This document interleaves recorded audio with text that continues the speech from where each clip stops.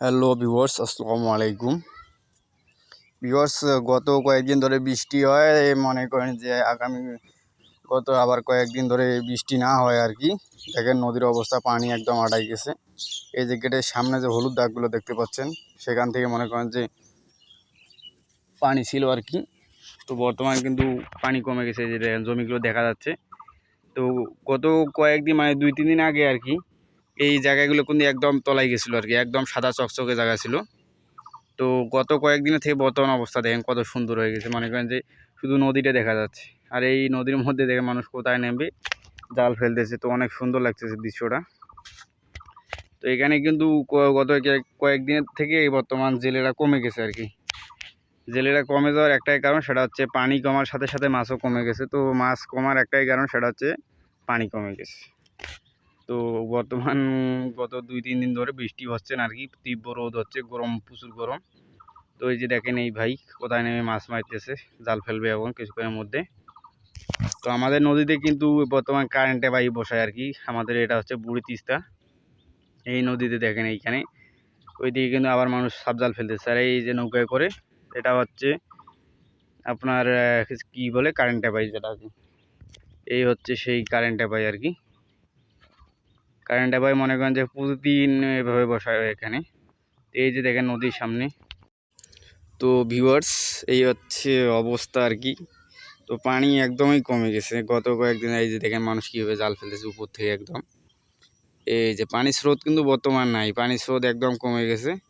তো বর্তমান পানির দুই দিকে স্রোত নাই, বর্তমান সামনে একটু স্রোত একদম বোঝা যাচ্ছে না। তো এই যে দেখেন এই ভাইয়েরা এদিকে গেটের সামনের দিকে মাছ মারতেছে, জাল ফেলতেছে। তো এইখানে কিন্তু মাছ পাওয়া যাচ্ছে ভালোই, ওই দিকের থেকে এইদিকে মাছ একটু বেশি পাওয়া যাচ্ছে।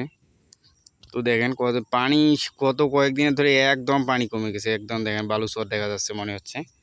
তো মানুষ বর্তমান নদীর মাঝখানে হেঁটে হেঁটে মাছ মারতেছে কি সুন্দরভাবে, মানে কোনো প্রেশারই নেই আর কি, পানির স্রোতও নাই, খুব সুন্দরভাবে শান্তিতে মাছ মারতে পারতেছে। কিন্তু মাছ কমে গেছে। মাছ কমার সাথে সাথে আর কি, যে জেলেদের সংখ্যা গত কয়েকদিন দেখছিলেন আর কি, জেলেদের সংখ্যা অনেক বেশি ছিল। তো বর্তমান জেলে নাই, এই সংখ্যা কমে গেছে। এই যে দেখেন এই ভাই কত একটা মাছ পাই, এই যে ঝুলে ঝুলে আছে। এভাবে জালে একটা বড় মাছ আটকে গেছে আর কি, বড় কপাল আর কি।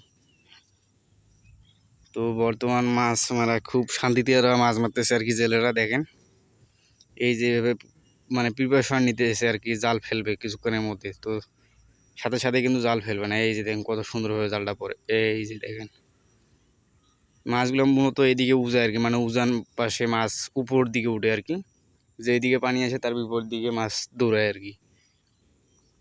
তো মাছ মূলত সবসময় কান্টারের দিক দিয়ে দৌড়ে, সেই জন্য আর কি জেলে ভাইয়েরা একটু চালাকি হয়। তারা দেখেন একবার কান্টারের দিকেই জাল ফেলতেছে, যাতে মাছ উঠে সাথে সাথে জালে আটকে যায়। তো এইভাবে তারা প্রতিদিন দেখেন নিজের চাহিদা মতো মাছ মারে। মনে করেন যে নিজের খাওয়াটা হয়, যদিও মাছ না থাকে, কম থাকে, তো নিজের খাওয়াটা হয়। মনে করেন যে যে বিক্রি করতে না পারে, কিন্তু নিজের মনে করেন যে বাড়ির যে চাহিদাটা, মাছের চাহিদা, সেটা পূরণ করতে পারে এই নদীর মাছ থেকে। তো চিন্তা করেন এখান থেকে মানুষের নিজের যে তরকারির খরচটা একদম কমে যাচ্ছে। তার যাদের একটা জাল আছে এই নদীর আশেপাশে বাড়ি যাদের, তাদের কিন্তু মনে করেন যে তরকারির চিন্তা করা লাগে না। মনে করেন যে তরকারি শর্ট পড়ছে, জাল নিয়ে বাইরে হইলে মনে করেন যে নদীতে পানি আছে, আসলো মাছ হয়ে গেল। তো এইভাবে প্রতিদিন তারা মনে করেন যে মাছ মারে। তো ভিউয়ার্স, এখনও যারা আপনারা আমাদের চ্যানেলটি সাবস্ক্রাইব করেনি, দ্রুত সাবস্ক্রাইব করে দিবেন। তো সবাই ভালো থাকবেন। আসসালামু আলাইকুম।